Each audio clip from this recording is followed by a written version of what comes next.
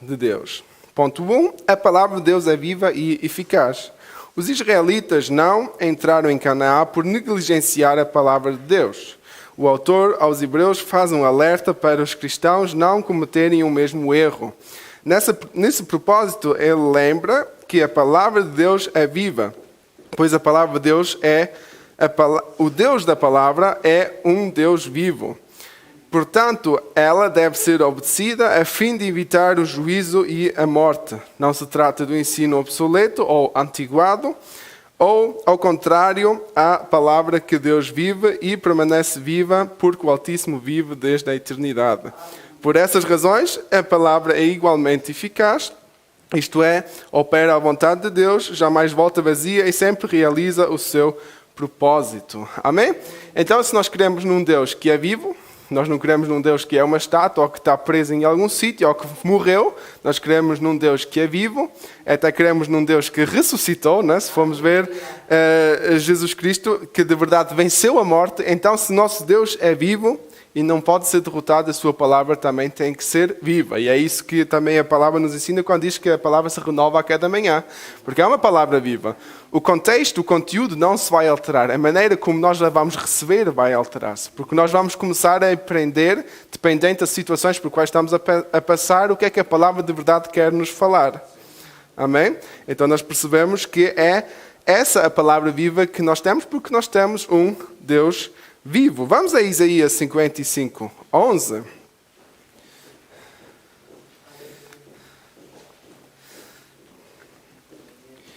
Isaías 55, 11.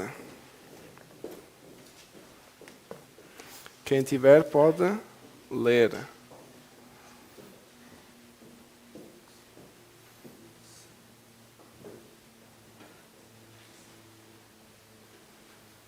Assim será a palavra que sair da minha boca.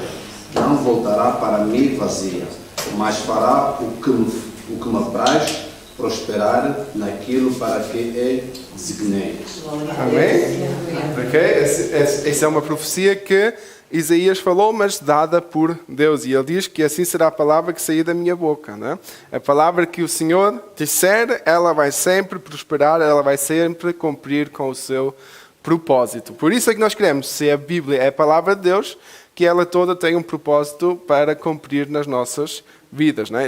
E não só nas nossas, normalmente em toda a sociedade. Só que, infelizmente, nem todos querem crer na palavra de Deus. Né?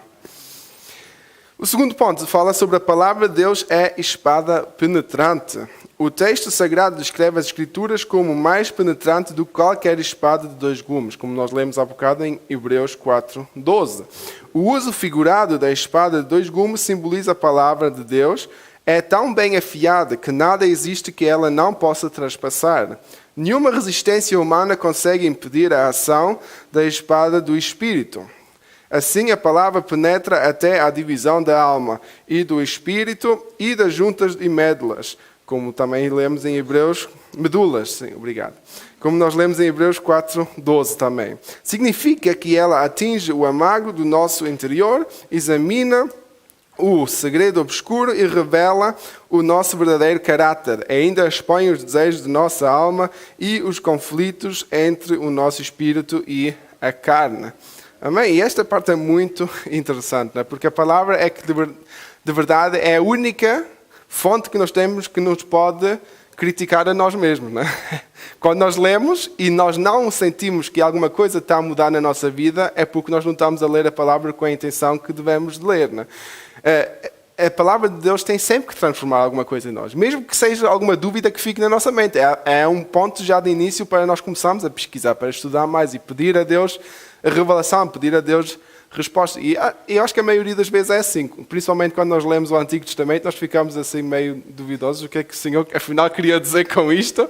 Mas a verdade é que isso é uma forma de transformação na nossa vida. Porque isso vai iniciar em nós um processo de procurar a resposta. E se nós queremos procurar a resposta, nós estamos a buscar mais de Deus. Por isso Deus sabe como é que Ele faz as coisas e como Ele fala com cada um de nós. E a intenção da palavra é sempre de mostrar-nos aquilo que nós estamos a fazer de mal. mas também mostrar que, mesmo que nós sejamos essas pessoas ruins que a palavra nos aponta, Deus é aquele Deus bom que nos quer transformar e que nos vai dar uma vida melhor se nós aceitarmos esse caminho. Amém? Para os homens que estiveram cá ontem, praticamente é aquilo que nós ouvimos, não é? Se nós colocamos a nossa vista em Cristo, então tudo o que está à nossa volta já não importa. Nós temos que olhar somente para Ele e Ele é que nos vai dirigir e nos mostrar o caminho e vamos correr a carreira que Ele tem para nós. Amém? Vamos a Gálatas 5:17.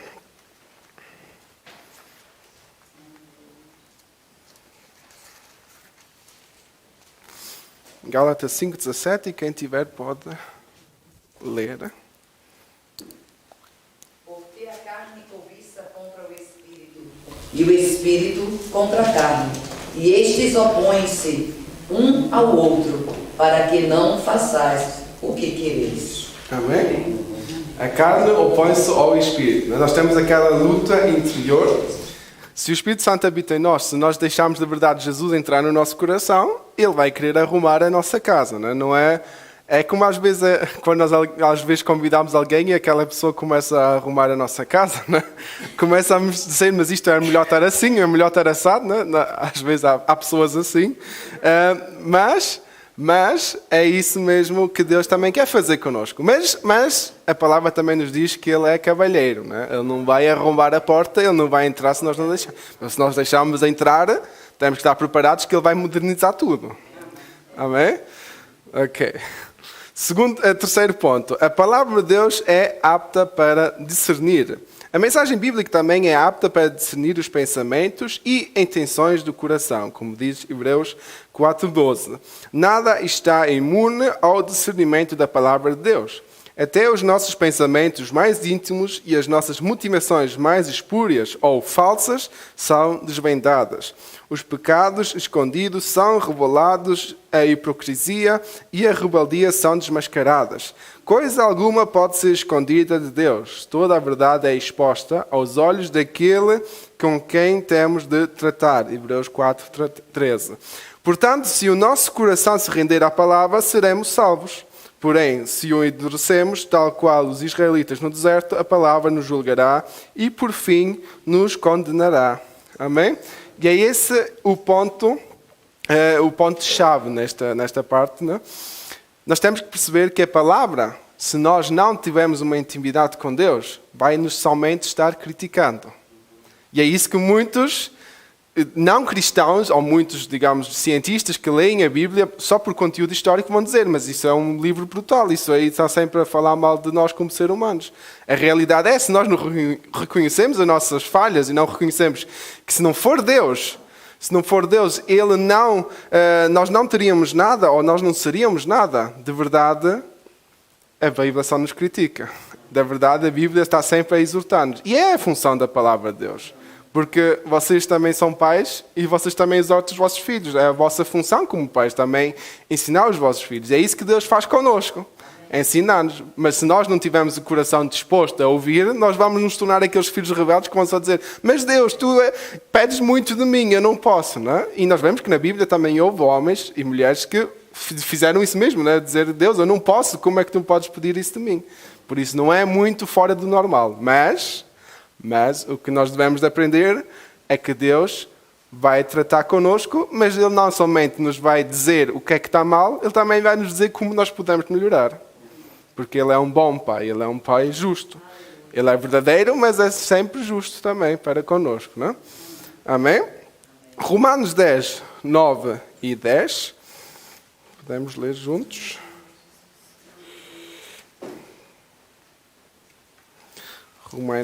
Romanos 10, que eu creio que é um texto que todos devem de conhecer. 10, 9 e 10. É saber se com a tua boca confessares ao Senhor Jesus e em teu coração creres que Deus o ressuscitou dos mortos, será salvo. Visto que com o coração se crê para a justiça e com a boca se faz confissão para a salvação. Amém? Essa é a nossa frase-chave para nós entregarmos a nossa vida ao Senhor. Né? Devemos de confessar, não somente com a nossa boca, mas de todo o coração. E isso é essencial. E se nós declararmos isso com toda a convicção que Jesus Cristo é nosso Senhor e Salvador, então seremos salvos. Amém? E pode parecer estranho que dizer Jesus Cristo é a única coisa que nós necessitamos, né? Mas a verdade é, para alguém que não está nos caminhos do Senhor, é muito difícil dizer o nome de Jesus. E não dizer num contexto assim, nós celebramos o Natal porque eu creio que Jesus viveu, ele era uma pessoa boa. Não, não é isso. Mas dizer que Jesus é o meu Senhor e Salvador, isso é muito difícil. Nós vemos o conflito que há entre os judeus porque eles não querem crer nisso. Né? Nós percebemos a dificuldade que há mesmo dentro da sociedade cristã, né? A Alemanha se chama cristã, e a dificuldade que eles têm em dizer de verdade que eu quero entregar a minha vida ao Senhor. Eles dizem, eu vou à Páscoa, no Natal, vou à igreja e lá temos a nossa culto ou a nossa missa, né? Mas a verdade é, isso não é comunhão com Cristo, isso não é um relacionamento, isso não é dizer que Ele é o meu Senhor e Salvador, isso é dizer, Ele é uma razão por eu ter mais uma festa durante o ano, né? E infelizmente, é a tristeza que nós vivemos no tempo atual. Né? Nós festejamos estas festas também, sim, porque nós cremos que Jesus é o nosso Senhor e Salvador. Mas nós devemos de o fazer com amor e com convicção, né? Deve sair do nosso coração. Amém?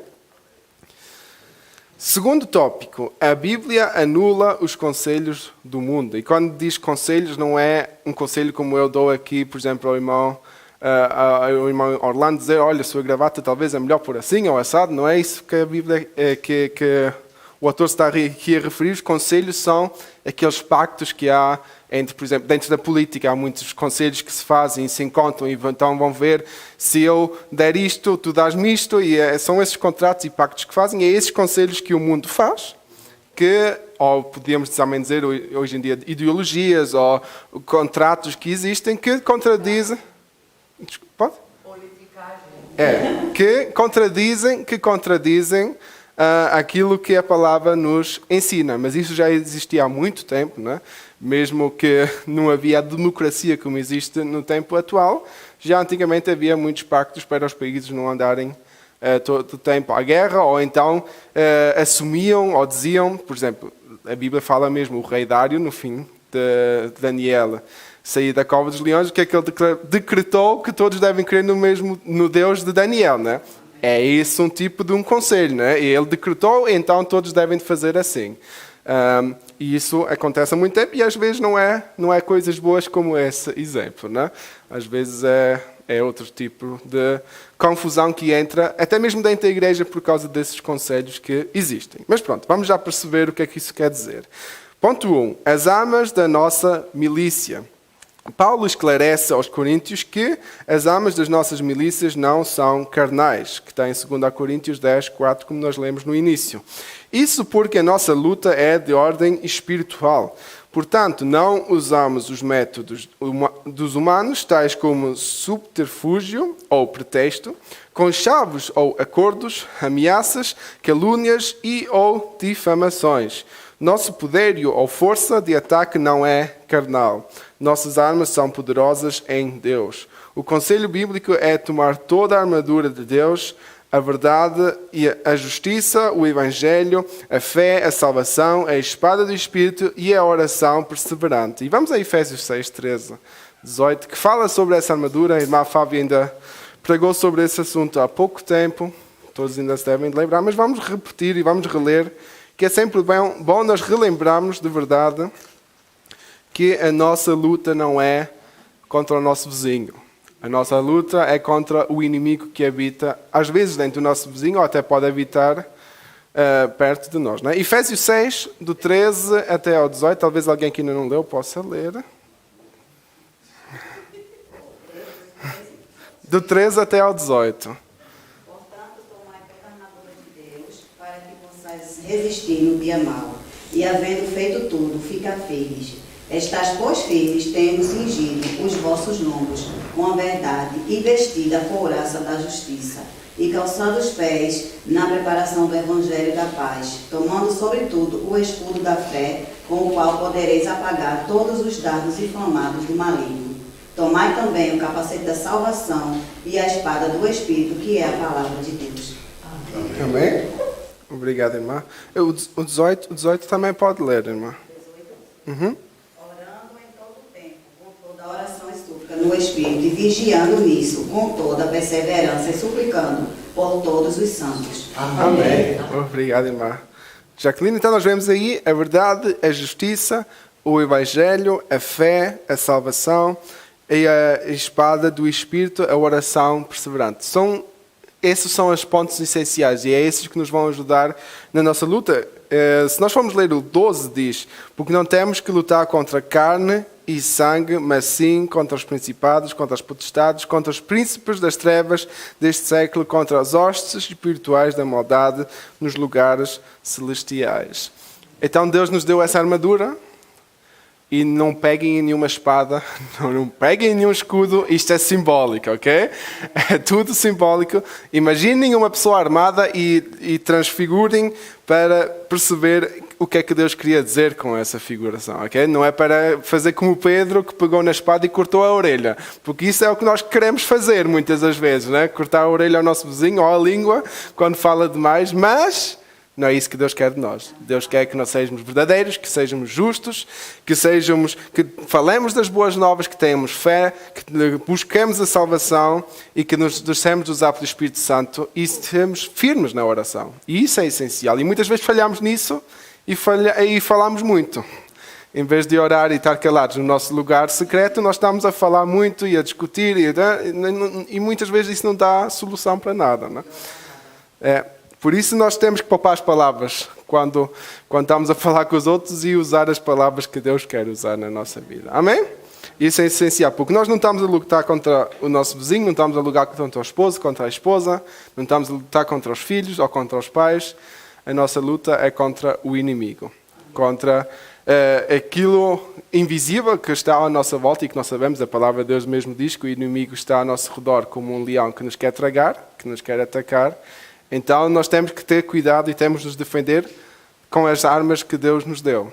Amém? Segundo ponto, é a destruição das fortalezas. A Bíblia afirma que o mundo jaz no maligno. O líder das forças do mal é o diabo. Por meio do espírito do erro, ele trabalha contra o reino de Deus. Para tanto, se opõe aos valores cristãos, dissemina o ódio, o desrespeito à vida, a corrupção e a imoralidade, dentre outros males. Contudo, o poder de Deus é capaz de destruir todas as fortalezas do diabo. A palavra de Deus anula o mal com graça e poder e liberta as almas da prisão espiritual. Vamos a Judas 1, 21 a 23. Judas é quase no fim da Bíblia.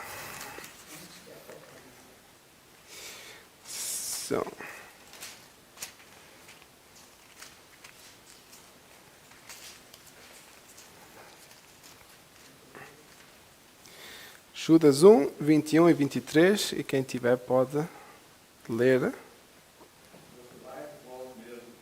Deus, esperando a misericórdia do nosso Senhor Jesus Cristo para a vida eterna. E acolhei-vos de alguns que estão duvidosos. 23. E salvai alguns, arrebatando do fogo, tendo Deus misericórdia, com temor, aborrecendo até a roupa manchada da carne. Amém? Amém. Conservai-vos a vós mesmos no amor de Deus, esperando a misericórdia do nosso Senhor Salvador Jesus Cristo para a vida eterna. E assim como nós vemos, não é? Primeiro nós devemos conservar no amor, mas não devemos ficar somente nesse amor. Devemos usar esse amor para também ajudar os próximos, como diz depois o 23, e salvai alguns. Essa é a nossa missão.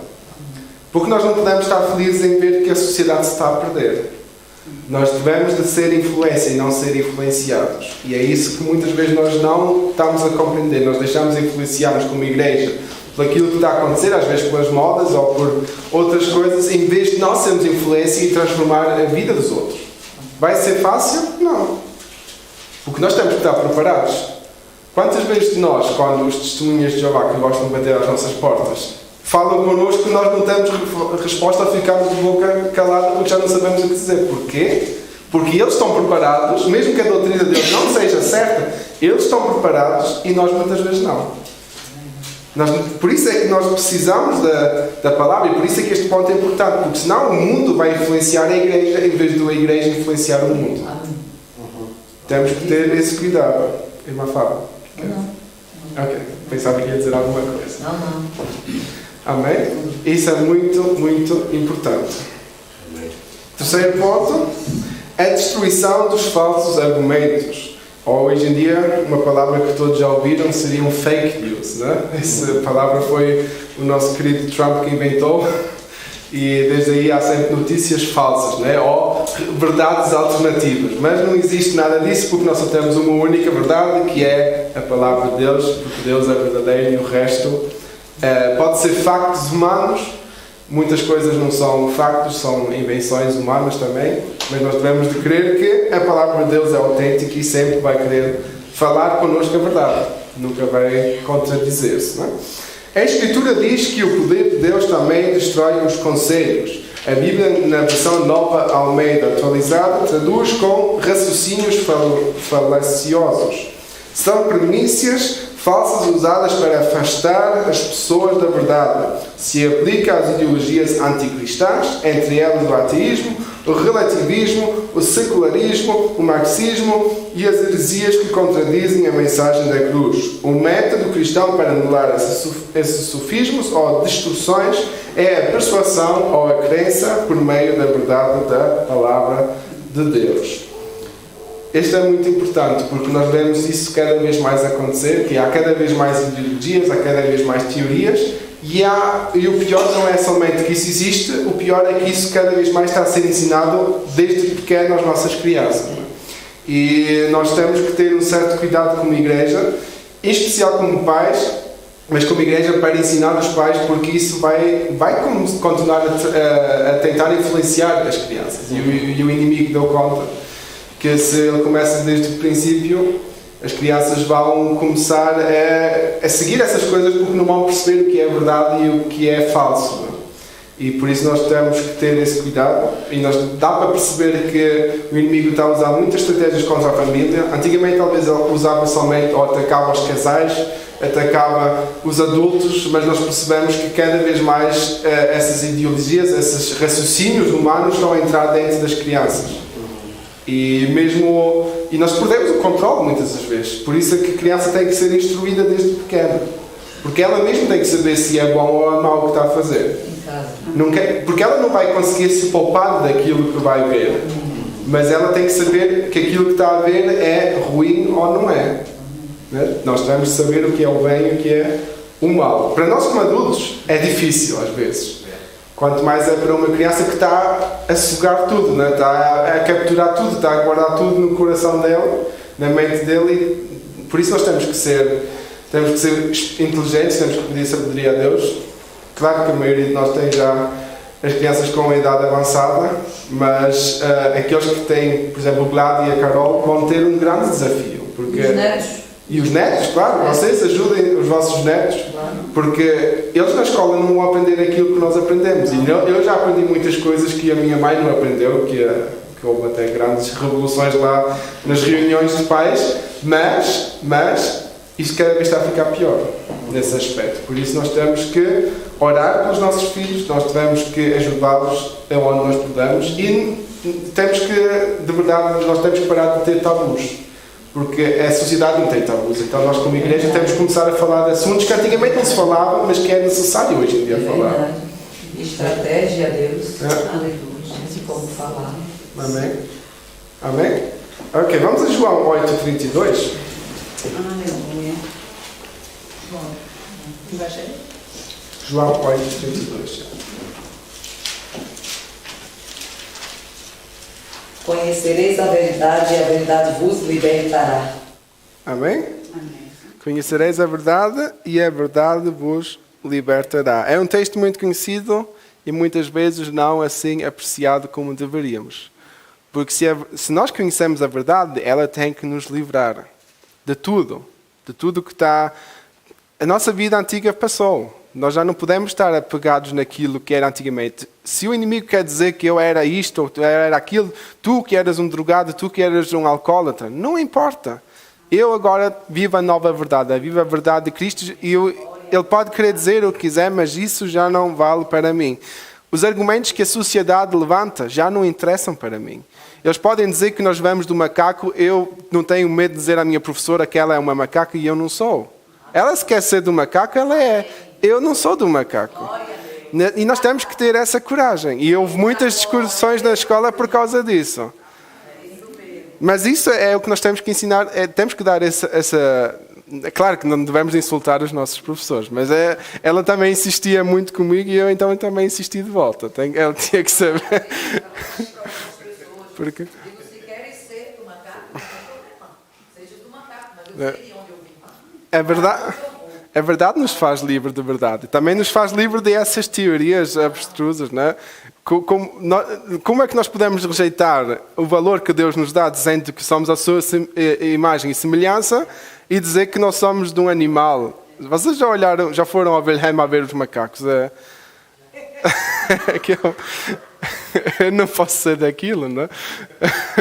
Mas pronto, é uma criação de Deus, sim, nós respeitamos tudo, mas essas teorias também são demais. Por isso nós temos que ensinar as nossas crianças para não crerem nessas coisas, porque eles vão aprender muita coisa que lhes vai trazer confusão na cabeça. Amém? Quarto ponto, a destruição de toda a altivez ou arrogância. O poder do Altíssimo igualmente aniquila toda a altivez que se levanta contra o conhecimento de Deus. A altivez se refere a toda a conduta que serve de oposição para a fé em Deus. Aqui está incluído, entre outros, a rebeldia, o orgulho, a jactância ou gabar-se e as demais vaidades humanas. Satanás é que atua na mente das pessoas e as mantém afastadas de Deus.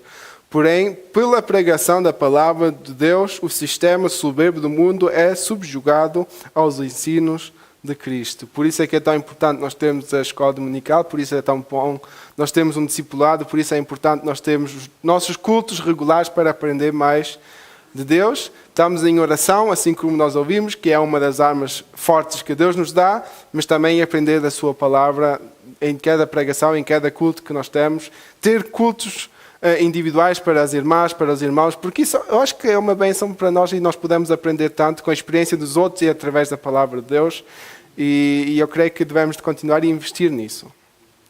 Porque é de verdade a única forma que nos pode proteger contra tudo aquilo que a sociedade nos está a oferecer, a nós e à nossa família. Não é? Vamos a 2 Timóteo 3, 8.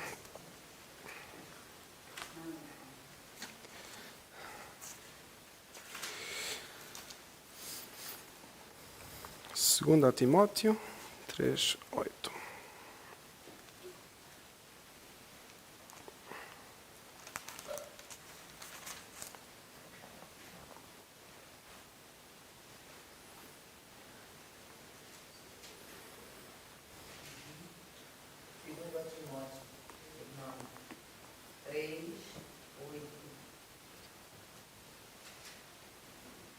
Irmão Paulinho, pode ler.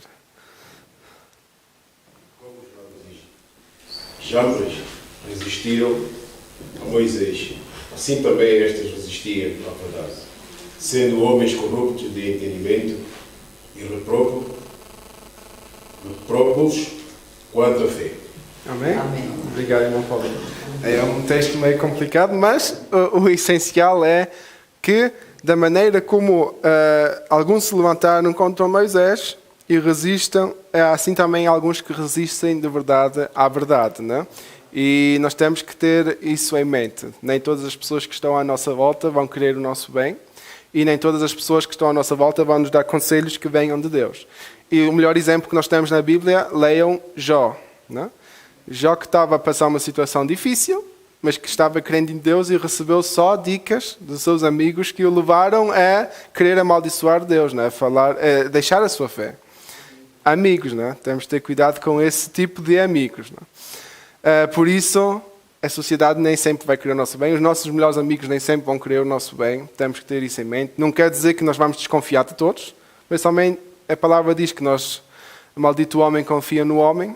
Por isso nós temos que colocar a nossa confiança em Deus e Ele nos vai ajudar a perceber também a fraqueza do nosso amigo e se talvez o nosso amigo tenta nos ajudar, mas essa não é, com uma boa intenção, mas não é o caminho certo, Deus também nos vai ajudar a perceber isso. Né? E nós temos que, em meio à amizade, também ser sinceros uns com os outros e ajudar-nos a crescer uns com os outros, né? Porque todos são diferentes, cada um tem interesses diferentes, cada um tem até culturas diferentes, né? Tem nacionalidades diferentes, e isso tudo vai influenciar a maneira também como nós pensamos. Mesmo que tenhamos uma fé só em Cristo, mas a nossa educação vai influenciar muito a maneira como nós vamos tratar uns com os outros. E isso nós temos que compreender e não levar a mal, e perceber que Deus ainda está a trabalhar em cada um de nós, e só quando estivermos no céu é que vamos ter uma única cultura comum, né? Que é a cultura de Cristo. Amém? Terceiro tópico, a Bíblia nos torna humildes. Ponto 1. Deus aborrece a soberba ou orgulho. A Escritura declara que Deus resiste aos soberbos, dá, porém, graça aos humildes. Tiago 4:6.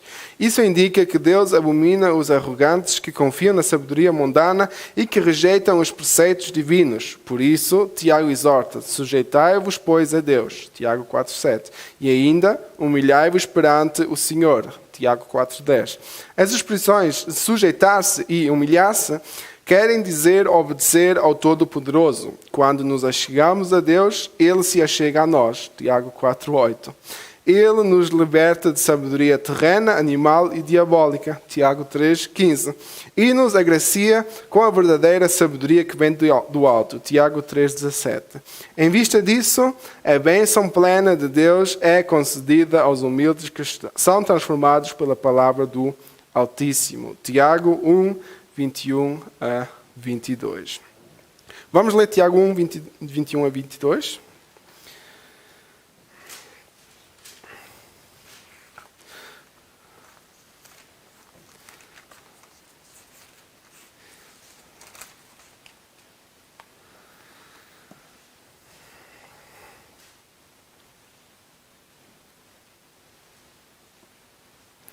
Tiago 1:21 e 22. Quem tiver pode ler.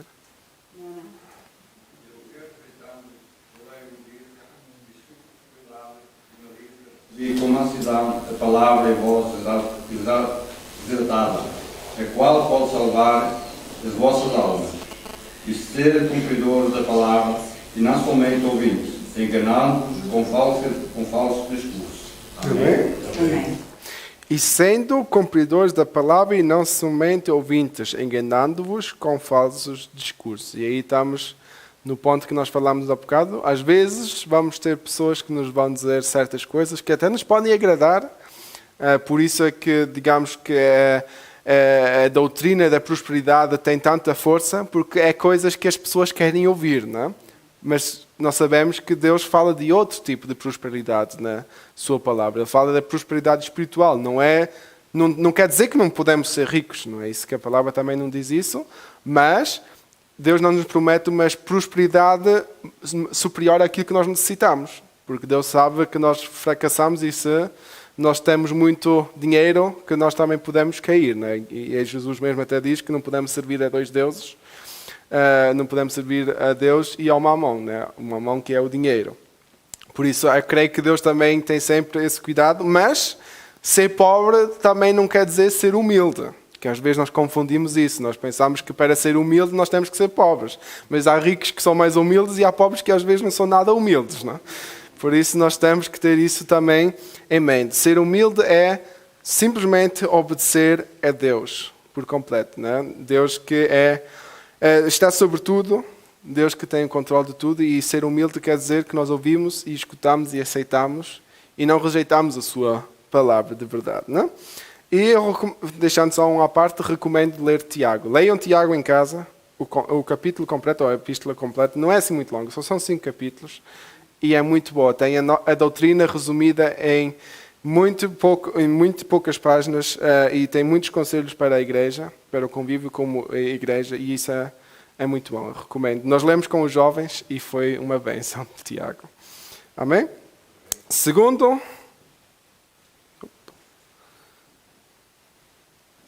não.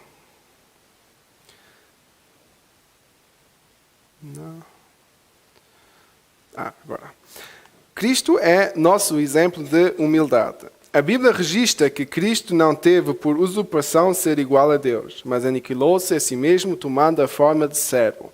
Ele deixou a sua glória, humilhou-se para submeter-se à vontade do Pai e foi obediente até à morte, e morte de cruz. Cristo novamente agiu com humildade ao levar os pés dos apóstolos. Na ocasião, ele diz que devemos aplicar esse mesmo princípio ao nosso viver. Esse é o padrão de conduta para os cristãos. Deste modo, quem é verdadeiramente sábio obedece a palavra e imita os passos de Cristo. Amém? Vamos a Filipenses 2:5. Que de verdade Jesus é o nosso melhor exemplo. Que foi o único mesmo na Bíblia que nunca pecou, não é? Filipenses 2:5.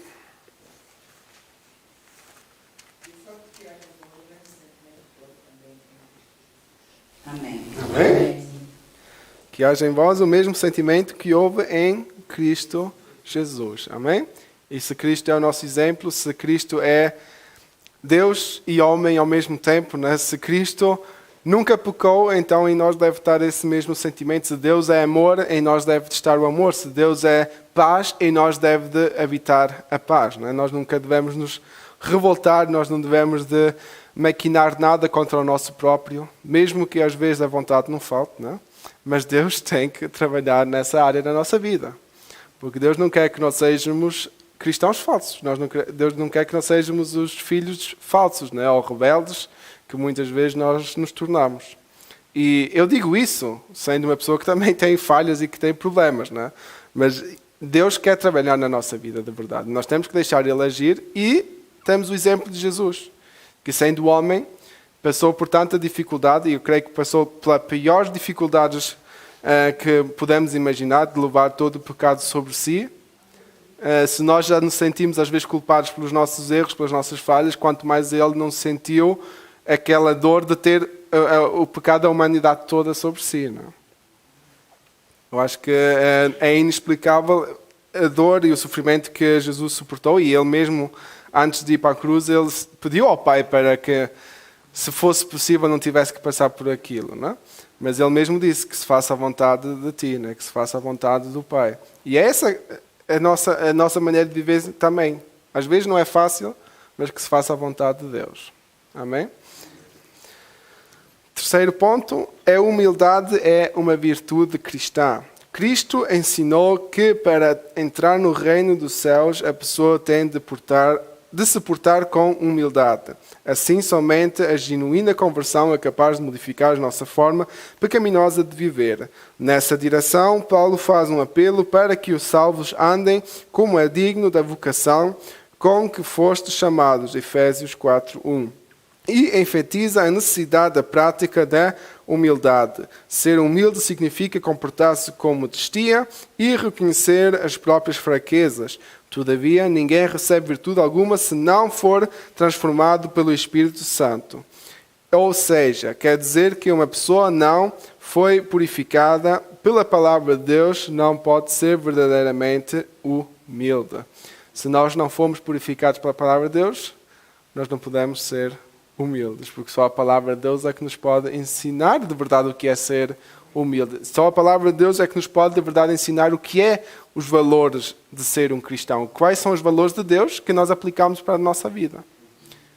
Que devemos aplicar, porque se nós formos pela nossa força humana, nós muitas vezes faríamos coisas que parecem ser lógicas, parecem fazer sentido, mas que perante Deus não fazem sentido nenhum. Não? Que, por exemplo, há uma frase alemã que diz: se cada um amar-se a si mesmo, já o mundo todo é amado, né? Não sei se vocês já ouviram essa. Em alemão é mais ou menos: wenn jeder sich liebt, dann ist genug geliebt, né? O que é que isso quer dizer? Se eu amar a mim e a minha mãe amar-se a si e a mãezinha amar-se a si, todos vão ser amados. Mas a verdade é que Deus quer que nós amemos o nosso próximo. E isso então é uma verdade que parece ser boa, mas que não tem nada a ver com a palavra de Deus. Porque se nós amamos todos ao nosso redor, será que não há mais amor do que se nós só amamos a nós mesmos? Porque se eu amo a mim, eu vou ser egoísta, não vou pensar no meu próximo. E talvez o próximo vai sofrer por causa do amor que eu tenho por mim mesmo. A palavra diz que nós devemos amar-nos. Mas não devemos colocar o nosso amor a nós mesmos superior a tudo que está à nossa volta, não é? Em todo, pagar, como dizem os alemães, passar por cima dos cadáveres, não é? É.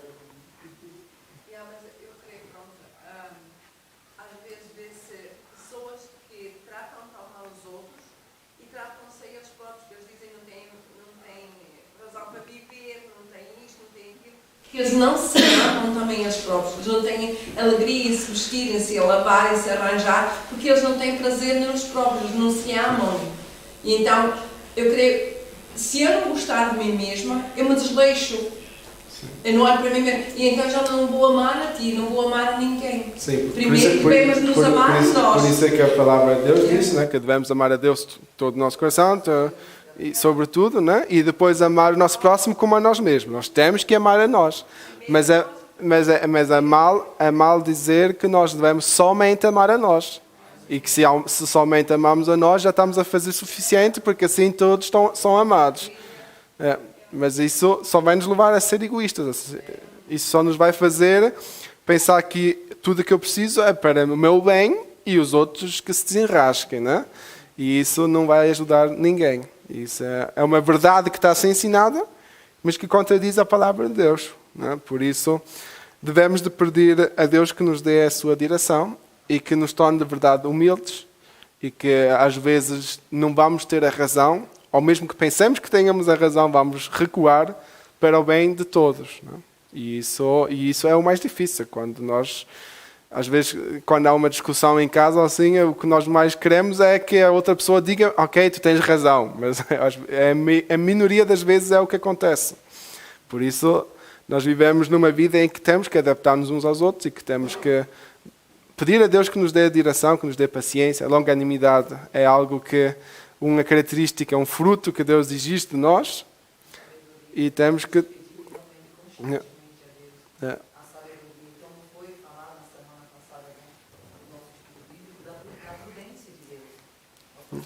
Ter a prudência de Deus em nossas vidas. Porque se a gente não tem essa prudência, as coisas vão se dar mal. E vamos agir da maneira que... Vamos falar daquilo que está na ponta da língua. E na nossa cultura, então, ainda é pior, porque nós também já temos o sangue quente, né? Tudo que está na língua que não está na nossa cabeça, né? Às vezes é o que já sai aquilo antes de pensar e depois já matamos e depois temos que estar a reanimar as pessoas outra vez, né? E nós temos que ter esse cuidado. Na nossa cultura, os alemães são um bocadinho diferentes, né? E quando eu vejo uma situação dessa, uma coisa assim, eu primeiro olho a mim, porque eu sei de onde o Senhor me tirou. Eu sei que não tinha papa na língua, eu nunca tive. O Senhor é quem está me ensinando a ter papa na língua, a fechar a boca, na hora de fechar. Em nome de Jesus, porque não tinha esse negócio de alguém falar qualquer coisa comigo e aquilo me ofender e eu deixar por isso mesmo. Não é? Os alemães têm um ditado, né? Uma frase que dizem: se estiver chateado, mete a batata na boca, não é? Assim depois podes dizer tudo o que quiseres, porque ninguém vai perceber. Não é? E às vezes nós temos que ser assim, né? Trincar a língua e Senhor, tem misericórdia, não é? Ok, vamos à conclusão. O Altíssimo não tolera a soberba humana, nem a rejeição à revelação divina. Os israelitas que se rebelaram contra eles sucumbiram ou morreram no deserto. A palavra de Deus examina os segredos humanos e desfaz todos os conselhos mundanos. Os humildes que se sujeitam a Deus e à sua palavra são transformados e agraciados com a plenitude das bênçãos divinas. Amém?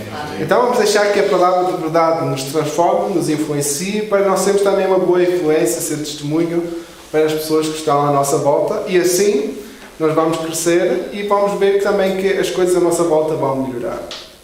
Ou vão mudar, de alguma maneira. Porque Deus está no controle de tudo. Mas para isso temos que reconhecer a autoridade da palavra também nas nossas vidas. Amém? Deus abençoe.